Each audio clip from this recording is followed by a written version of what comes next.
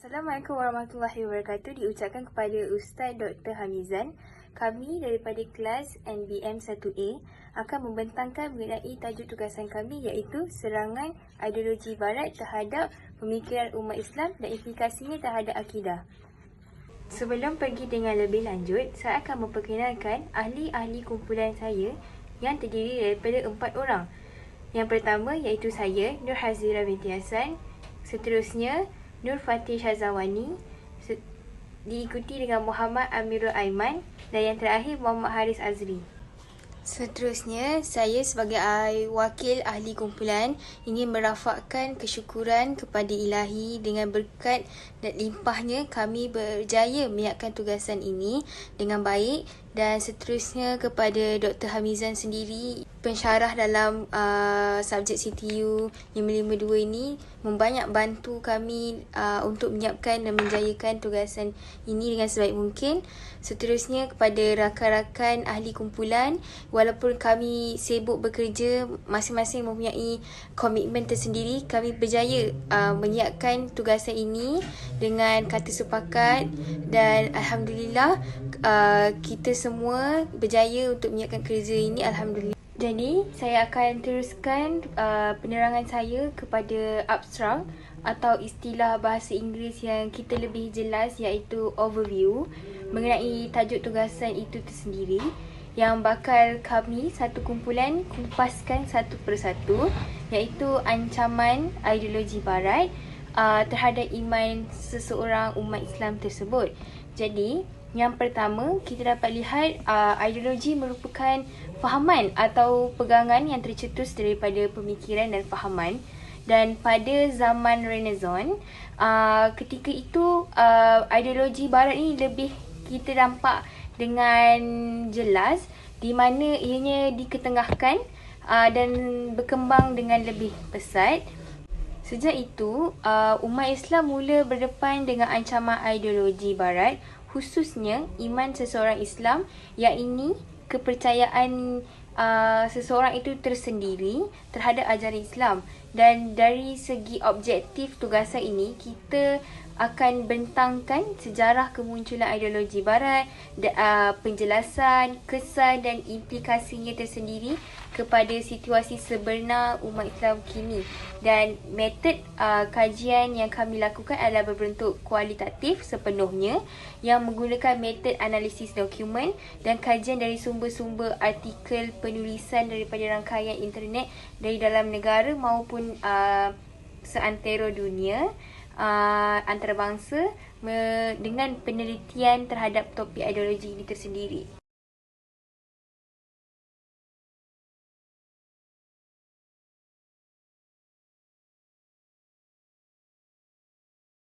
Jadi, tanpa membuang lebih banyak waktu, saya akan teruskan dengan penjelasan apa itu ideologi.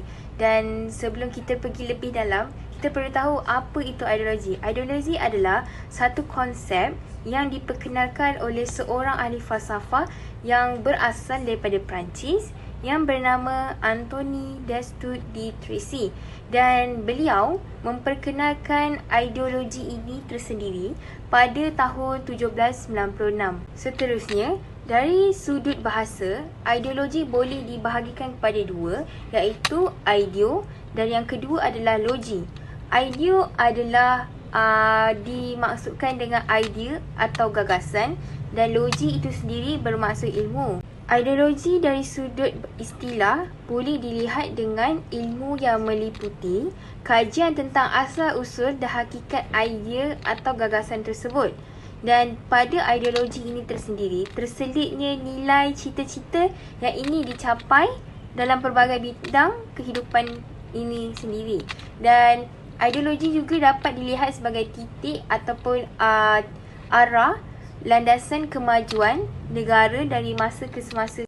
Ahli falsafah Destutt de Tracy sendiri percaya dengan dasar pemikiran ideologi, ia dapat membantu seseorang untuk menggapai cita-cita serta keluar dari kepompong selesa dan berusaha mendapatkan sesuatu perkara.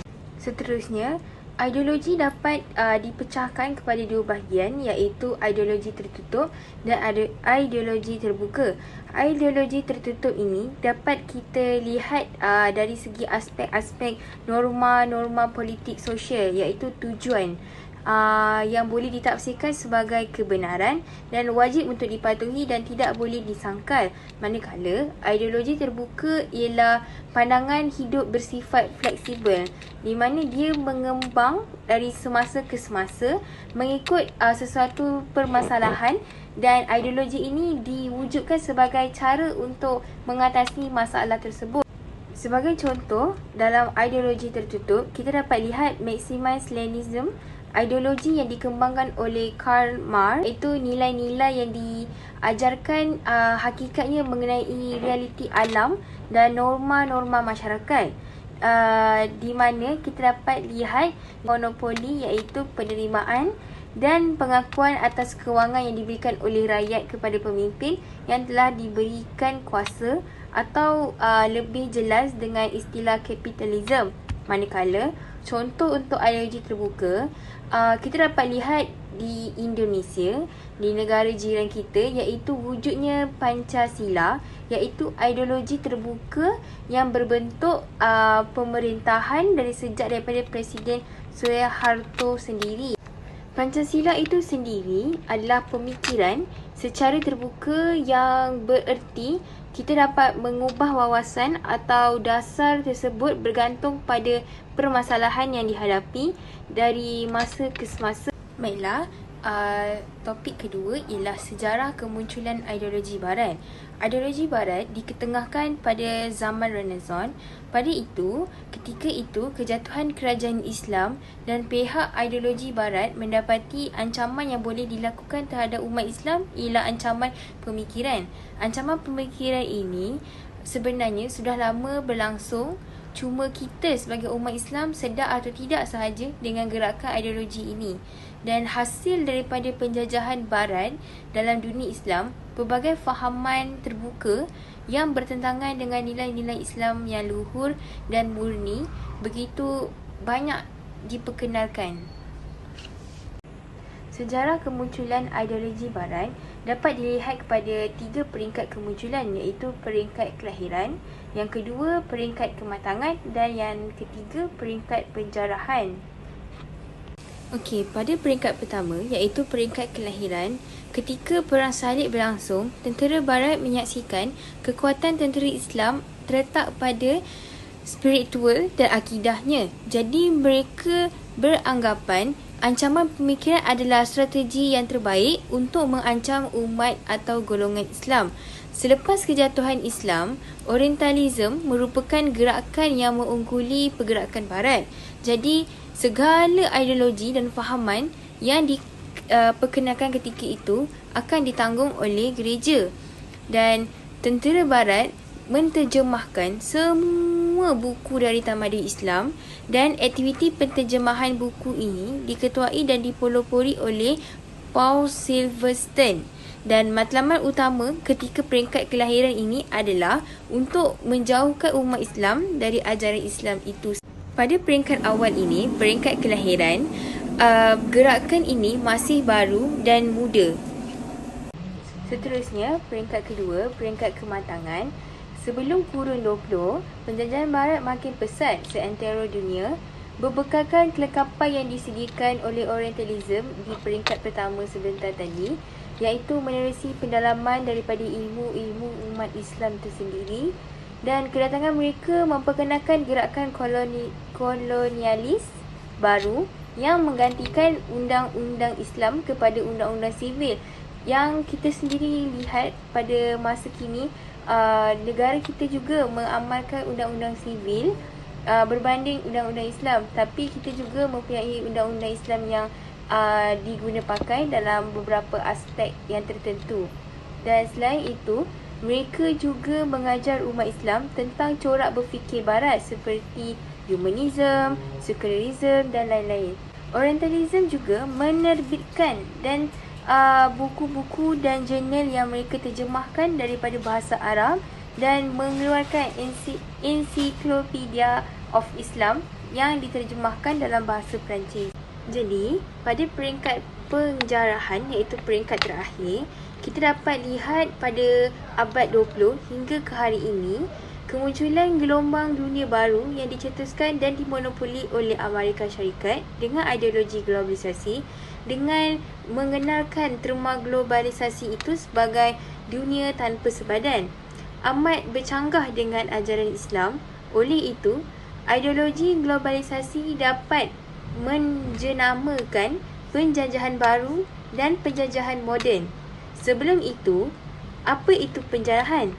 Penjarahan ialah perbuatan merampas atau merompak milik atau hak orang lain. Sebagai contoh, apabila berlaku permasalahan di negeri-negeri Islam, ideologi Barat mampu menyelesaikan serta merampas kestabilan ekonomi umat Islam tanpa perlu meminta. Bukan sekadar itu sahaja, ideologi Barat juga tidak mendapat tekanan yang kuat dengan kegiatan merampas ekonomi kestabilan umat Islam, dan rampasan atau penjarahan budaya Barat itu juga sendiri terang-terang kita lihat, iaitu budaya bebas, budaya seksual dan budaya songsang amat pesat diperkenalkan pada dunia kini. Perkara ini sendiri kita dapat lihat begitu berjayanya ideologi Barat dapat disebarkan oleh mereka ke seluruh dunia, termasuk kita sendiri di Malaysia.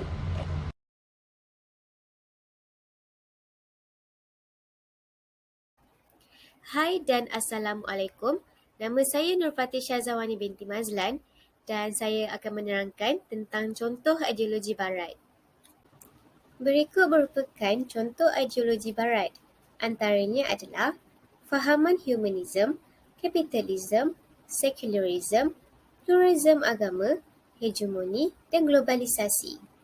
Fahaman humanism telah menganggap bahawa manusia adalah segala-galanya ataupun lebih menganggap manusia itu adalah Tuhan.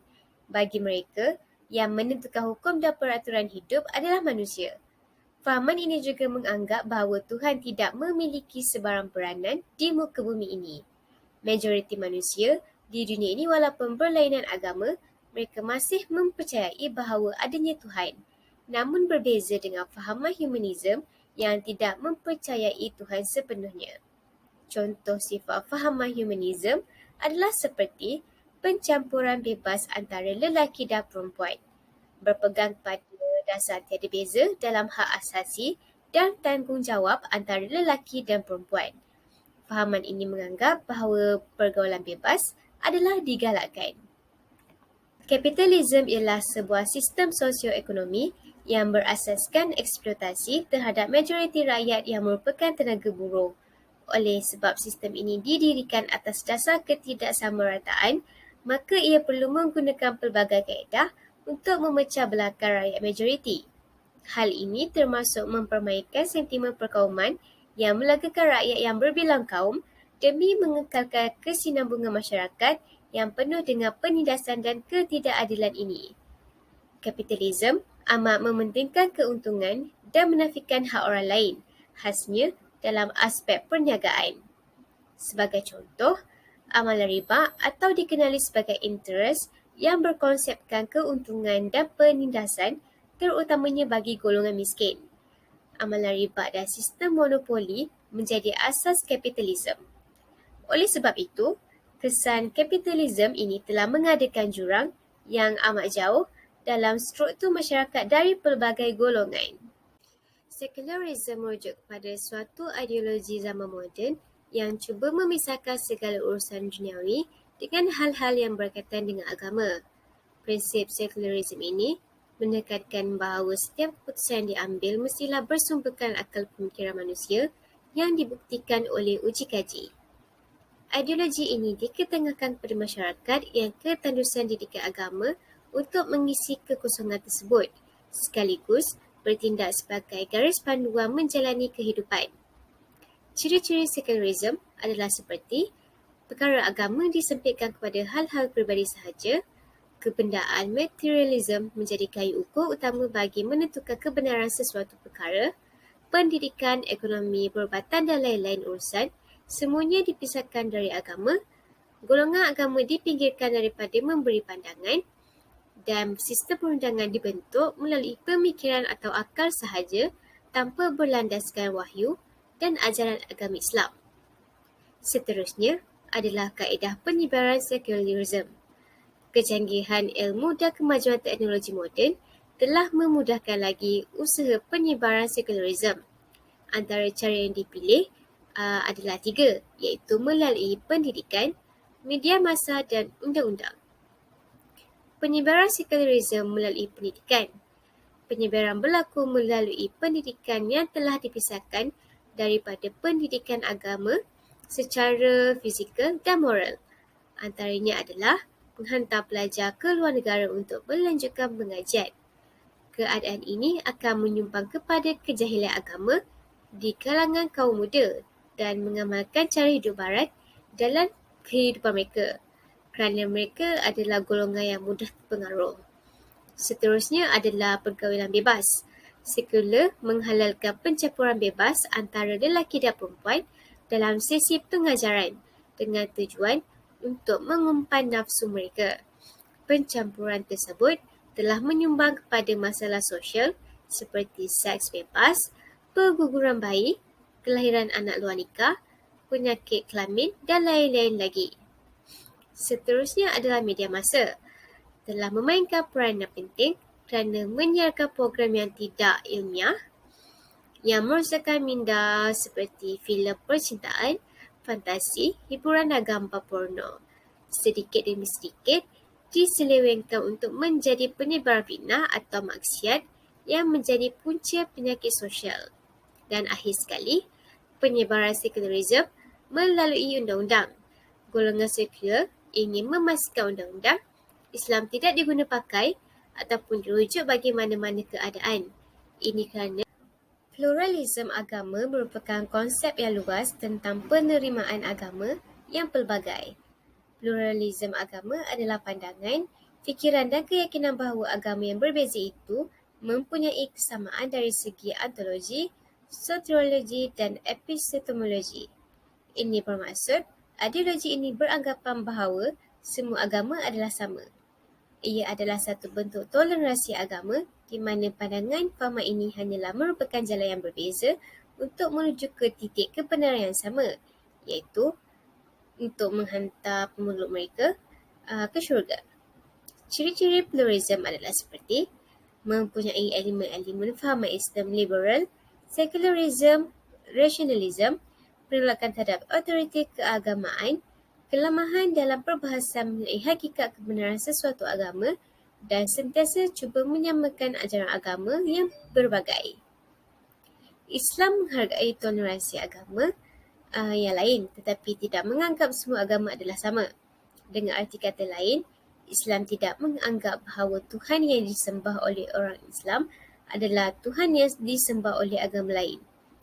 Penyelesaian Islam terhadap pluralisme agama adalah dengan mengakui perbezaan dan identiti agama masing-masing. Hegemoni berasal daripada istilah Yunani hegestai iaitu to lead.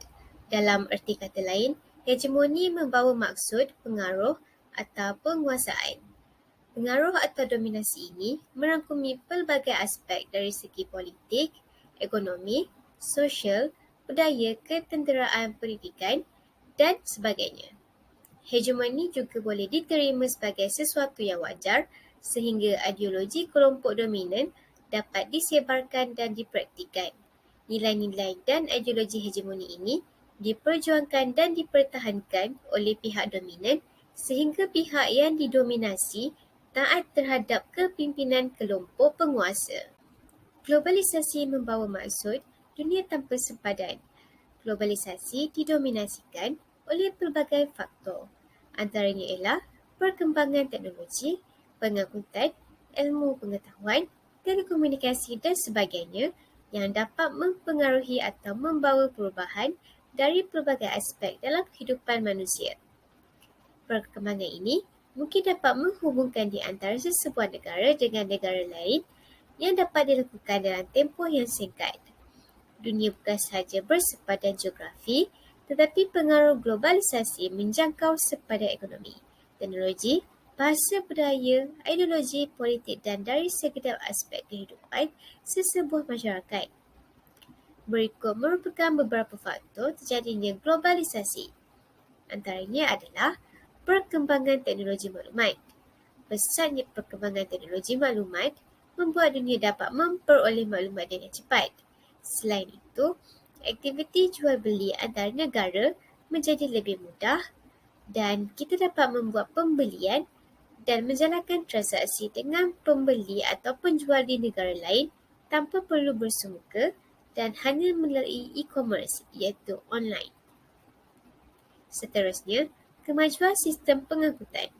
Kemajuan sistem pengangkutan misalnya pengangkutan udara yang meliputi kawasan yang lebih luas telah memudahkan pengangkutan barang dan pengeluaran dari sesebuah negara ke negara yang lain. Pengurangan kos, pengeluaran juga dapat dinikmati daripada penjimatan masa dari segi pengangkutan. Seterusnya, dapat juga menggalakkan kegiatan aktiviti perdagangan di seluruh dunia. Assalamualaikum warahmatullahi wabarakatuh. Saya Muhammad Amirul Aiman bin Salman, ID student 2022 415 882. Jadi untuk part saya akan membentangkan tentang kesan ideologi barat terhadap umat Islam. Dua kesan utama ideologi barat terhadap umat Islam. Yang pertama, kesannya adalah tentang keimanan seseorang ataupun sesebuah masyarakat. Dan yang kedua mengenai akidah. Kenapa akidah? Akidah adalah maksud yang mengesakan Tuhan, mengesakan Allah ataupun mengakui dan mengiktiraf kewujudan Tuhan. Jadi dua kesan ini kesan besar keburukan daripada penyebaran ideologi barat yang bertentangan dengan garis pandu Islam. Untuk contoh yang pertama, saya ambil ideologi kesan kapitalis terhadap iman. Apa kesan-kesan dia? Yang pertama, kesan yang terbesar akan menjadikan keruntuhan nilai moral dan akhlak. Dan yang kedua, mementingkan kehidupan materialistik, yang mana apabila seseorang individu tu dah mementingkan ataupun hala tuju hidup dia hanyalah mementingkan dunia ataupun harta, maka dia akan jauh daripada kehidupan ukhrawi, kehidupan akhirat. Maka dia tak fikirlah kehidupan yang sepatutnya yang kekal abadi selepas kehidupan ni, iaitu kematian. Yang ketiga, muncullah sifat-sifat keindividuan, yang mana hanya memikirkan nilai kehidupan sendiri, langsung tak membantu orang lain. Contoh, tidak membayar zakat. Yang ketiga, melakukan dosa tanpa sedari. Contoh ideologi yang seterusnya iaitu kesan fahaman humanism terhadap iman. Yang pertama, kesan dia adalah tidak mempercayai kewujudan Tuhan. Maksudnya humanism ini hanya memikirkan, fahaman dia hanya memikirkan manusia ini berkuasa mutlak dan tiada kekuasaan Tuhan, tiada bukti kuasa Tuhan. Yang kedua, selepas tidak mempercayai Tuhan, maksudnya dia tidak juga mempercayai agama-agama. Dia tidak juga mencari kebenaran agama, pesanan dan nasihat-nasihat agama. Dan juga kesan yang amat besar adalah akidah setiap individu akan menjadi goyah dan boleh menjurus ke arah murtad. Dan ke arah murtad jugalah ada juga fahaman yang boleh dikaitkan, iaitu ateis, tidak mempercayai Tuhan, yang bahawa manusia ini hanya hidup berkuasa mutlak dan tindakannya atas dia sendiri. Dan yang terakhir, manusia juga daripada fahaman ini akan membuat keputusan serta tindakan yang mengikut hawa nafsu manusia semata. Dan untuk contoh terakhir, saya mengambil kesan hedonism terhadap kedudukan iman. Kesan yang pertama, kehidupan akan menjadi terlalu bebas hingga melanggar syariah. Yang mana hedonism ini hanya mementingkan keseronokan dan keuntungan diri tanpa memikirkan atau ada garis pandu dalam hidup. Maka kat situ manusia akan buat segala benda yang melanggar hukum hakam ataupun undang-undang demi untuk memuaskan nafsunya. Contoh, sosial meningkat kerana pembuangan bayi, mencuri dan sebagainya. Penghiburan terlalu terlampau tanpa ada garis panduan. Apa yang akan terjadi daripada perkara tersebut? Yang kedua adalah keruntuhan akhlak semakin tinggi. Kalau kita tengok dekat sosial media, contohnya TikTok, kita boleh tengok keruntuhan akhlak. Bagaimana orang-orang content creator ini menginginkan untuk buat konten, ingin view ramai, sehingga kan buat konten-konten yang tidak senonoh, tidak bermoral dan tidak bernilai, sehingga mengganggu ketenteraman orang lain. Dan yang terakhir, mereka mengabaikan konsep dosa dan pahala.